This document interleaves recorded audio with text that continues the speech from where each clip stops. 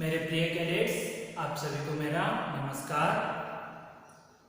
कक्षा 10वीं से संबंधित हमने जो है आपका पाठ्य पुस्तक स्पर्श भाग 2 से जो है सभी अध्यायों का अध्ययन किया है। कोविड-19 के वजह से जो है आपके सिलेबस में जो है कुछ अध्याय को घटाए गए हैं। इसके वजह से सभी जो चैप्टर्स हैं वह पूरे पढ़ चुके हैं।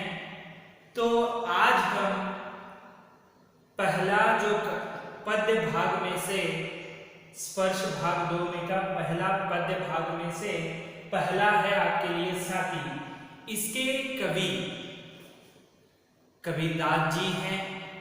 हमने पहले भी पढ़ा है, लेकिन आज थोड़ा बहुत उसके कुछ जो है फिर से झांकी जो है एक बार हम देखेंगे। तो साकी जो है साक्ष्य ज्ञान होता है, प्रत्यक्ष ज्ञान और आंखों देखी ज्ञान भी कह सकते हैं। इसे कबीरदास जो हैं इन्होंने उस समय के यानी हिंदी साहित्य के अंतर्गत आदि काल के बाद जो आने वाला अगला पड़ाव है वह है भक्ति काल।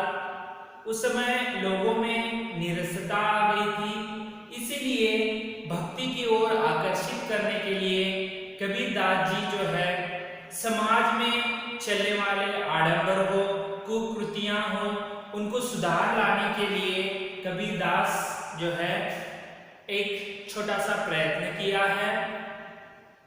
और साकी जो है इसके अंतर्गत उन्होंने दोहे के अंतर्गत नीति परक या लोगों को आडंबर से बचने के लिए और उनको अच्छे ज्ञान इसमें दिए गए हैं। और चलिए एक बार हम फिर से जो है इसका अध्ययन करेंगे। साकी में पहला दोहा है, ऐसी बाणी बोलिए मन का आपा खोई, अपना तन शीतल करे और उनको सुख होई। तो वाणी जो है जो बोलने वाली भाषा है। तो कबीरदास इसके अंतर्गत कहते हैं कि आपको केवल अच्छे ही मीठे बोल ही बोलने हैं, इससे आपको भी शीतलता मिलेगी और सुनने वाले को भी शीतलता मिलेगी। तो इससे जो है अपना तन भी शीतल होगा और दूसरों का, सुनने वाले का। देखिए कभी कभार आप यदि बोलने का जो ढंग है, आपकी प्रस्तुतिकरण है, इससे ही पता चलता है कि आपकी जो संस्कृति कैसी है, आपके माता पिता ने आपको किस प्रकार सिखाया है, यह सब जो है आपके बातों से पता चलता है। तो कबीरदास यही कह रहे हैं कि आपको कितना भी गुस्सा आए, घमंडता नहीं होना चाहिए। आपा यानी वही अहंकार, भाषा में अहंकार नहीं होना चाहिए, मैं ही बड़ा हूं ऐसे। तो आप शीतलता से, अच्छे दिल से मीठी मीठी बोली बोलिए, ताकि आपका भी मन शीतल रहेगा और दूसरे का भी मन शीतल रहेगा।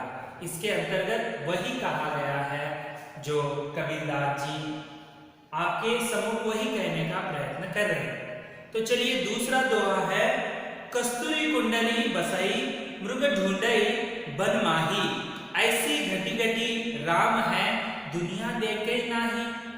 तो यहाँ पर जो है जो आडंबरता किस प्रकार जो है एक मानव के दिमाग में बैठ गया है कि आप जो है पुण्य क्षेत्र को जाएंगे तो ही आपको जो है पवित्रता यानी आपको आपका जीवन पावन हो जाएगा, ऐसे समझते हैं। लेकिन इन्होंने एक कस्तूरी का जो है उदाहरण दिया है। मृग जो है वह कस्तूरी जो सुगंध होता है उसके नाभि में छिपा रहता है, और वह मृग जो है जब नाभि से वह सुगंध निकलता है तो उस समय वह वन वन भटकता है, कहाँ है ऐसा इतना मधुर सुगंध जो है कहाँ से आ रहा है।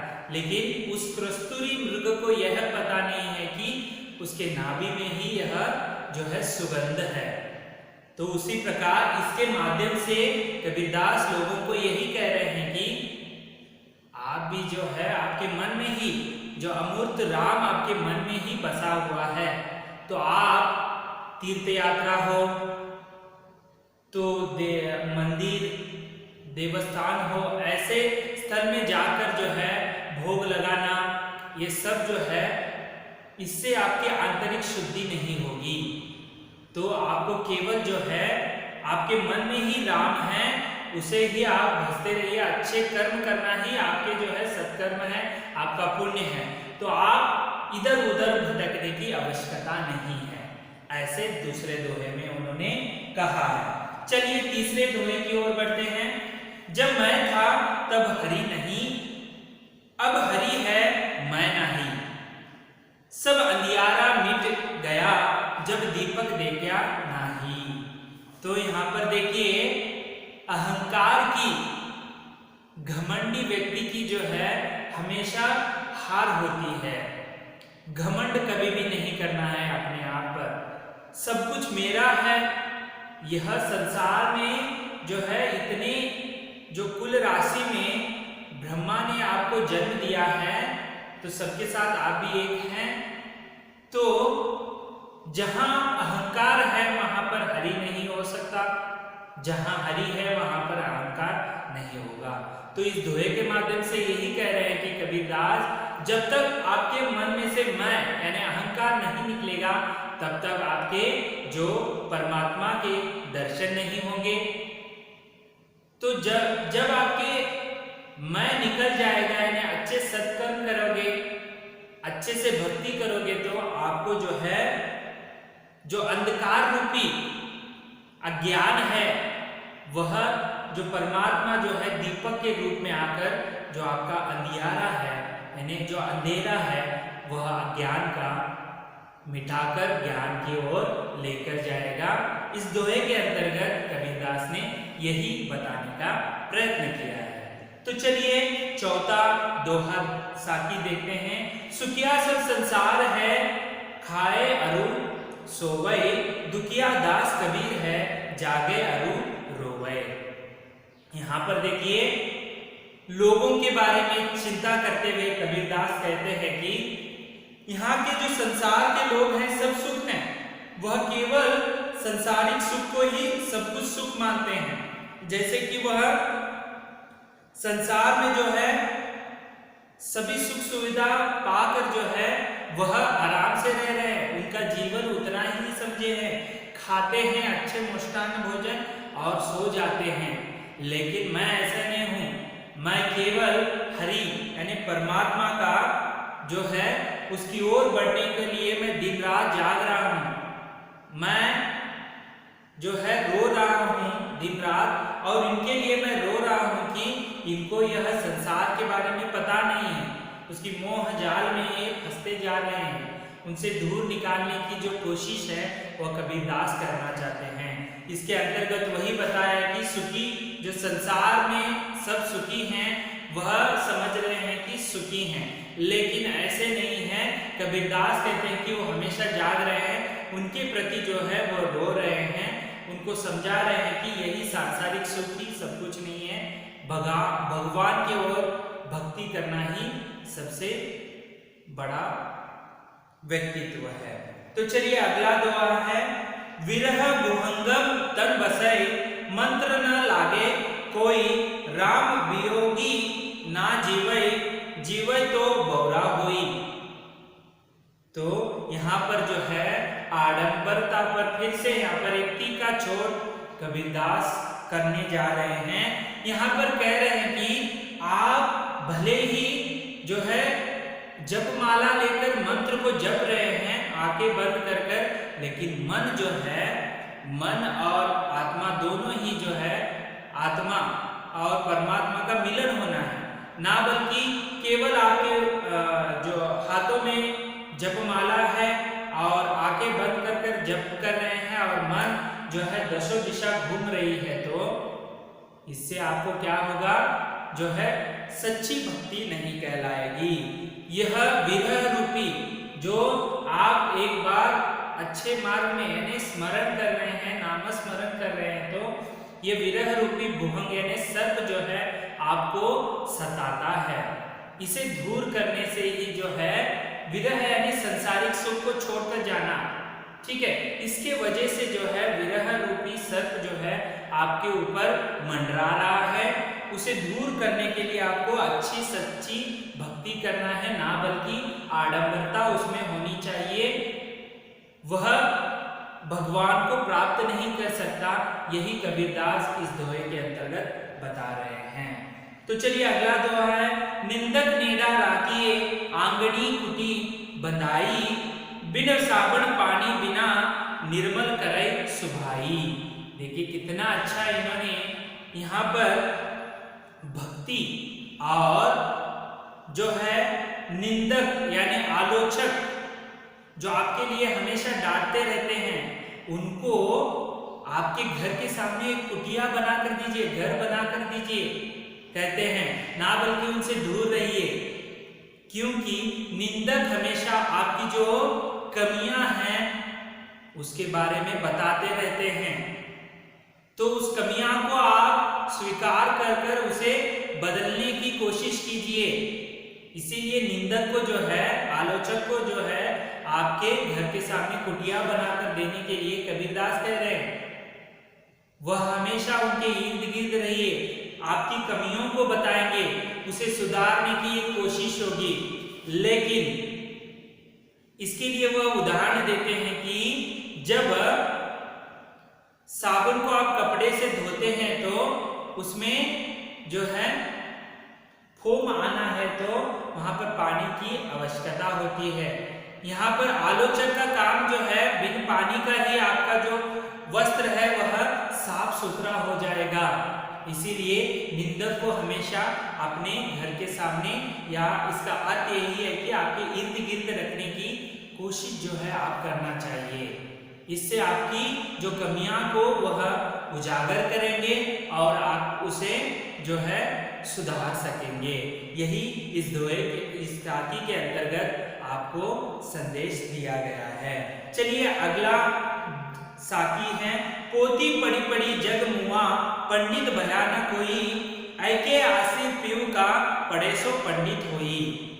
यहाँ पर देखिए बड़े बड़े विद्वानों को यहाँ पर बता रहे हैं कि पोती पोती बड़े बड़े ग्रंथ पढ़ गए, लेकिन प्यार का एक अक्षर, वह ढाई अक्षर को, प्रेम का जो ढाई अक्षर को वह समझ नहीं पाएंगे।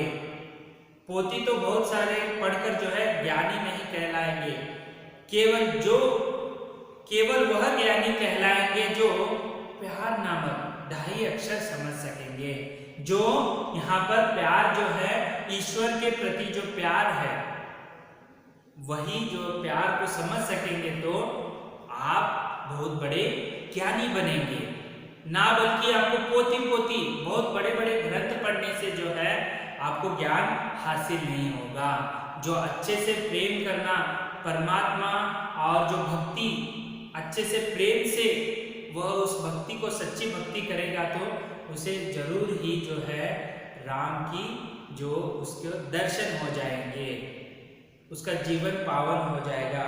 इसके अंतर्गत वही कह रहे हैं कि आपको बड़े बड़े ग्रंथ पढ़ने से जो है ज्ञान नहीं मिलता, जो प्रेम नामक जो ढाई अक्षर का प्रेम है उसे सफल बनाने से आप ज्ञानी बन जाएंगे। ऐसे इसके अंतर्गत कहते हैं। अगला जो साकी है, हम घर जाल्या अपना लिया मुरड़ा हाथी, अब घर जालो दास का झे चले हमारे साथी। तो देखिए यहाँ पर मुरड़ा यानी जलती हुई जो लकड़ी है, मैंने जो इस संसार में जो विरह है, जो संसार रूपी मोह माया है, उसे मैंने क्या कर दिया है, लकड़ी जलती हुई लकड़ी से उसे जला डाला है।